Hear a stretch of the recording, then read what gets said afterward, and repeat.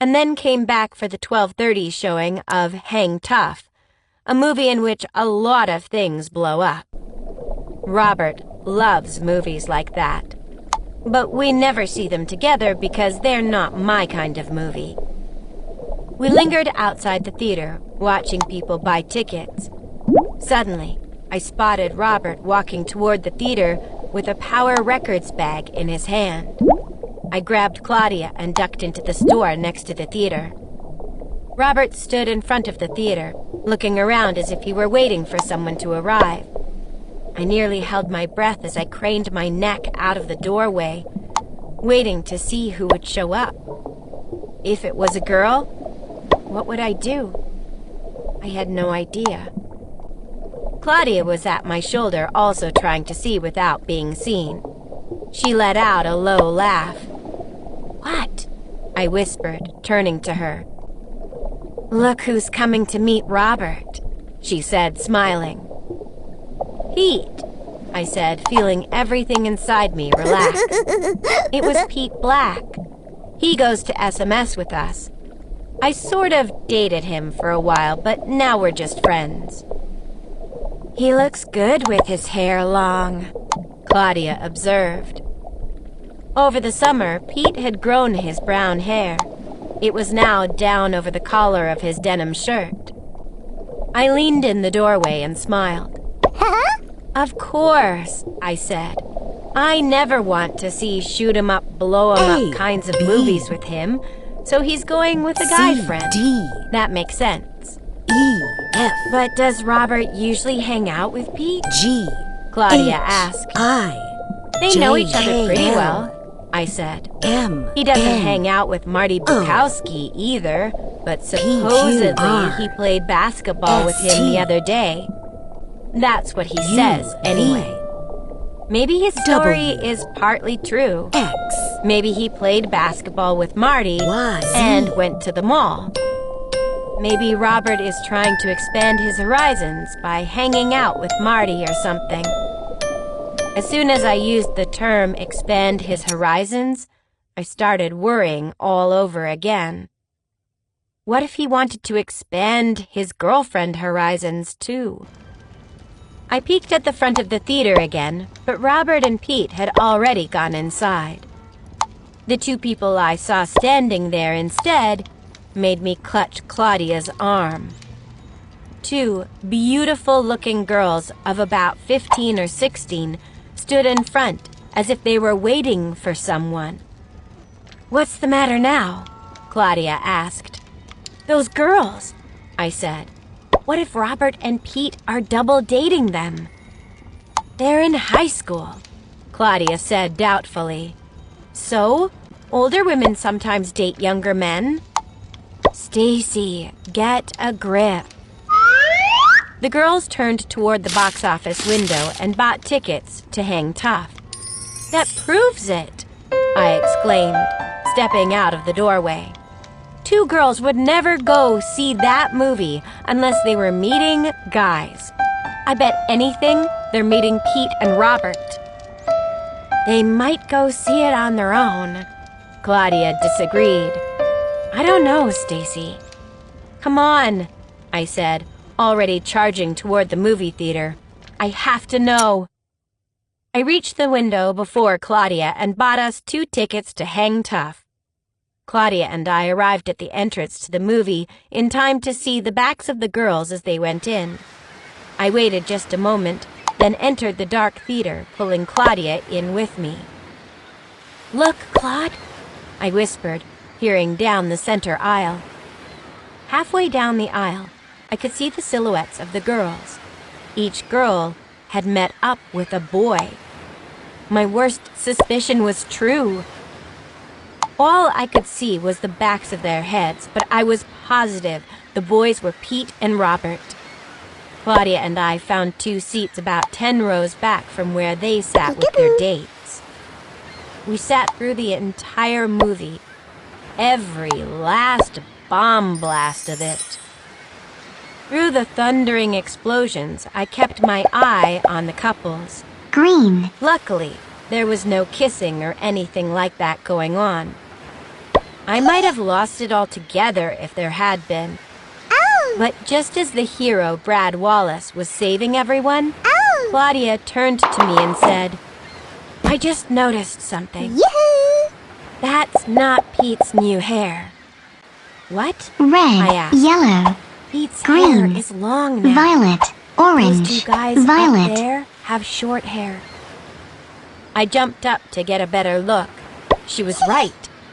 "Sit down," hissed the woman behind me. "Sorry," I apologized as I stepped into the aisle. Without thinking, I walked right down to where the couples were sitting. The girls were not with Robert and Pete after all. I walked up and down the aisle, checking everyone. The boys weren't even in this theater. "Let's go," I whispered, leaning into Claudia. "I want to see the end," she protested. "We sat through it this far." "Everything blows up, but nobody dies," I said. "They all end the same. Now come on." With a reluctant groan, Claudia stood up and followed me out of the theater. I looked at all the other movies playing. Where could Pete and Robert be? From behind me, a door opened. "Stacy!" I whirled around. "Robert!" "Hi, Pete," Claudia said, sounding sheepish and looking very guilty. "Hi, guys," Pete replied. Glancing at the doorway, I saw that Robert and Pete had been watching a romantic Julie Talbert movie that I really wanted to see. "I thought we were going to see that together," I said. "You're going away next week. By the time you get back, it won't be playing any longer," he said. "What did you see?" "That," Claudia said, pointing to the Hang Tough sign. Robert looked at me as if I'd gone nuts. "Since when do you want to see a movie like Hang Tough?" Claudia wanted to see it," I lied. "Yes, I love movies like that." Claudia backed me up with a nervous giggle. "The more bombs, the better." Pete and Robert exchanged puzzled glances. They knew something wasn't right, but they weren't sure what.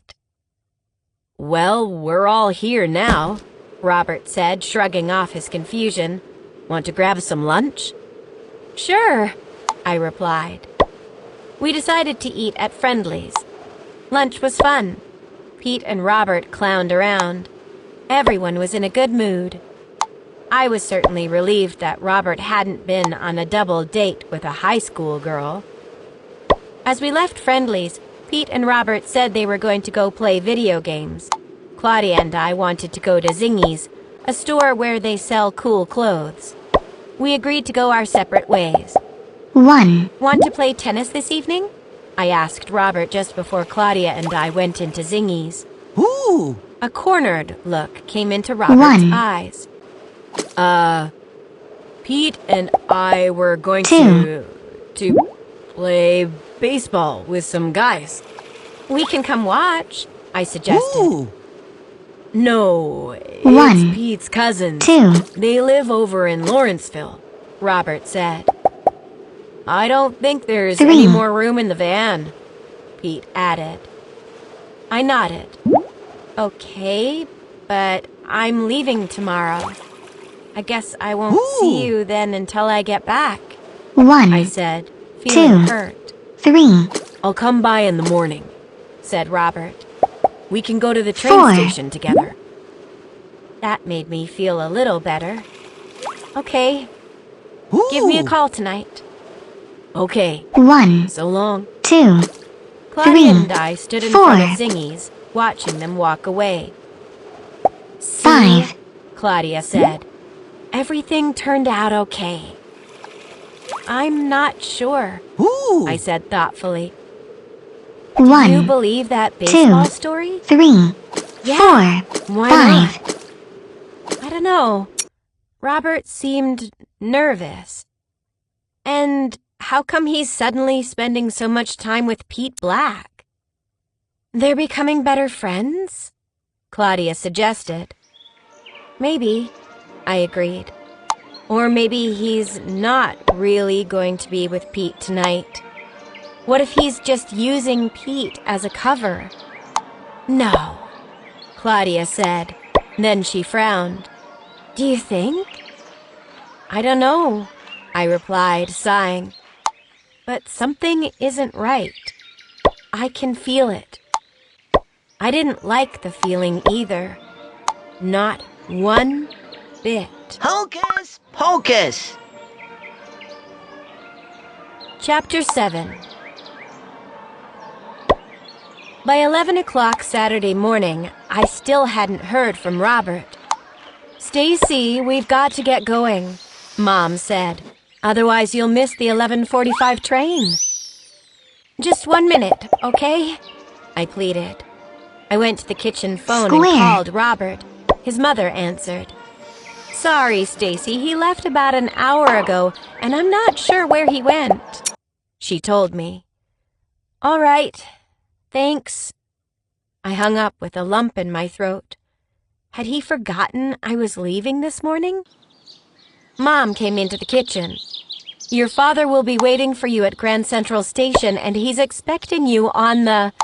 She stopped when she saw my expression. What's the matter, Stacy? I was expecting Robert to come by before I left, but he must have forgotten. I'm sorry, honey. It's okay, I said, sniffing back the urge to cry. Let's go. I left my suitcase in the living room. It weighed a ton since Mom and I had gone all out during our back-to-school shop-a-thon at Bel Air's. With a grunt, I lifted the suitcase and opened the front door. And there was Robert. One hand poised to ring the bell, the other holding the biggest bouquet of flowers. White daisies, yellow sunflowers, and orange daylilies I'd ever seen. Robert! I cried, putting down my suitcase. These are for you, he said, handing me the flowers.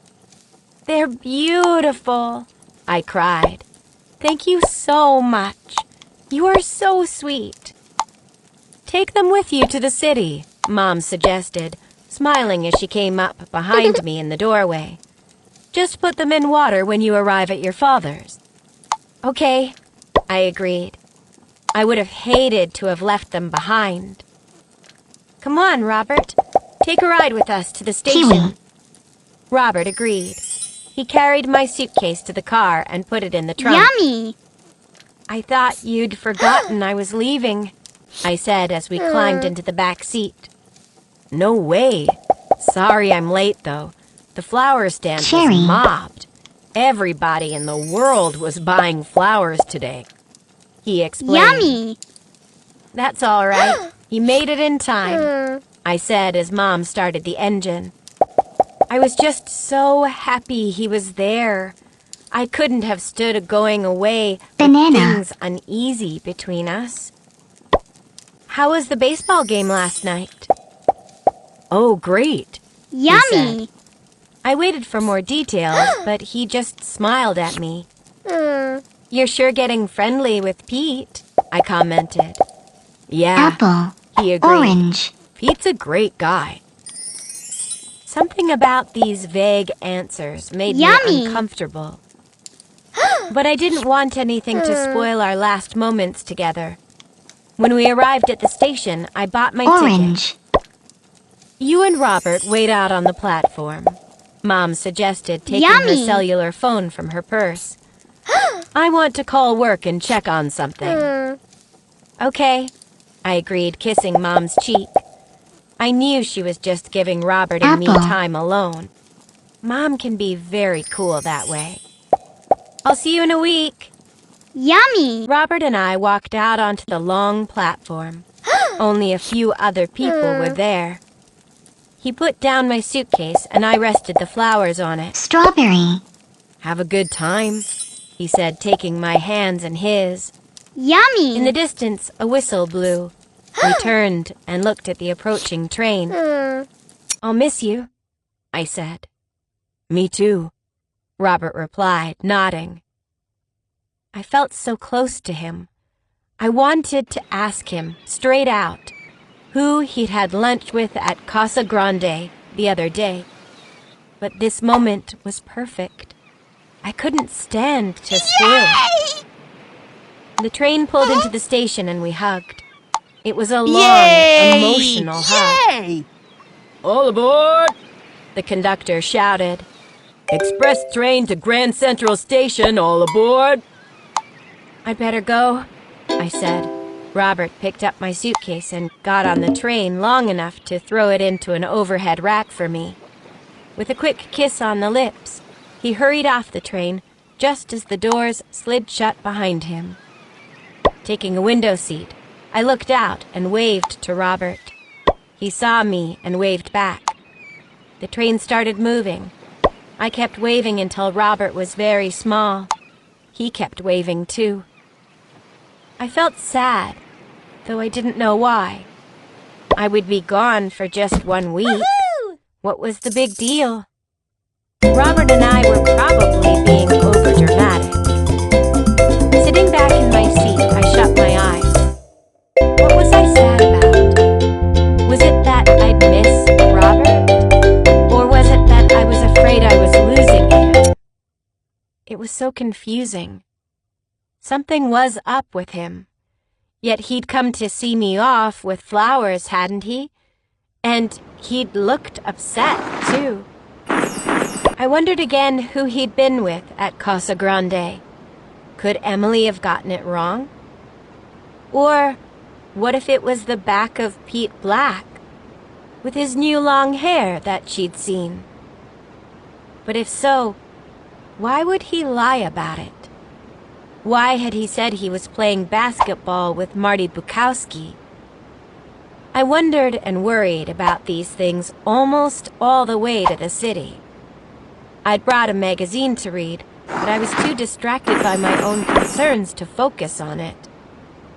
Yet when the train entered a tunnel and everything outside went black, something inside me changed. Just as it always does when I enter that tunnel. To me, the tunnel is a signal that the train will be pulling into the station very soon. My city self takes over in that tunnel. I feel faster, more sophisticated. In some ways, I feel even smarter. It's hard to describe, but there's a change. By the time the train pulled into one of the many bulb-lit underground platforms in Grand Central Station, I wasn't feeling sad about Robert anymore. I was thinking about the city and how much fun this week would be. All out for Grand Central! The conductor's voice came over the PA system. Last stop. Remember to take your valuables. Last stop. I reached up and struggled to get my suitcase off the rack.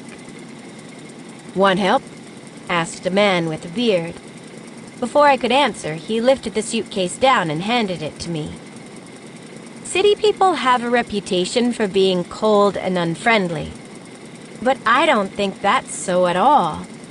I've never found them to be that way. With my huge bouquet of flowers stuck under one arm, I dragged my suitcase down the aisle and out the door.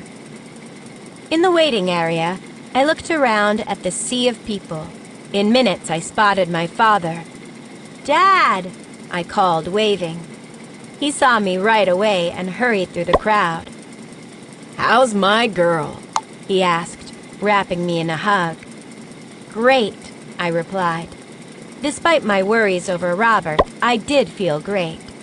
I was so glad to be in the city with my father. "Who gave you the flowers?" he asked. "Robert." "Hey, you're blushing," he teased. "I am not," I insisted, though I probably was. "Are you hungry?" "Sort of." "Good. I thought we'd eat at the oyster bar." "All right," I cheered. The Oyster Bar is a restaurant right in Grand Central on the lower level. They serve mostly fish and shellfish. Not only do I like the food, but to me, The Oyster Bar is very New York. We'll do lots of fun things this week, Dad said. I can't wait, I told him. It was great to be back in New York. Chapter 8. Saturday. Sorry if it uses up a lot of paper, but I like writing in the club notebook. Considering the amount of money we out and out wasted making signs for our festival, I don't see why it should matter. What's the cost of a few notebooks when we practically threw $30 worth of art supplies in the trash? Mallory phoned me at my dad's apartment that night. Help, she said. Abby is a lunatic. She's ruining the club. Calm down, I told her. What happened? Apparently, Abby had called another special meeting in order to make signs advertising the Mexican festival. Once again, the kids met at Don and Marianne's barn. This time, Marianne was sitting for Sarah and Norman Hill, who are 9 and 7. Sarah, who loves art, was very excited about working on the project. Claudia arrived with Charlotte Johansson, 8, and Jessie came with Becca again. Charlotte and Becca are best friends, so they were thrilled to see each other. This time Mallory showed up with only Vanessa, Margot, and Claire, since the boys were playing baseball somewhere. Abby came last with the Radowski kids, whom she was sitting for. Shay, 9, Jackie, 7, and Archie, 4. Everyone owes me $6, she announced as she set a paper bag on the ground in the barn. What for? Mallory asked. I spent $36 on these supplies. 6 times 6 is 36, so you each owe me 6. Since we're all paying for the supplies, shouldn't we have talked about it first? Mallory protested, trying to be diplomatic. I'm the president, aren't I? Abby replied. And treasurer. I make those decisions. Mallory didn't know how to argue this point,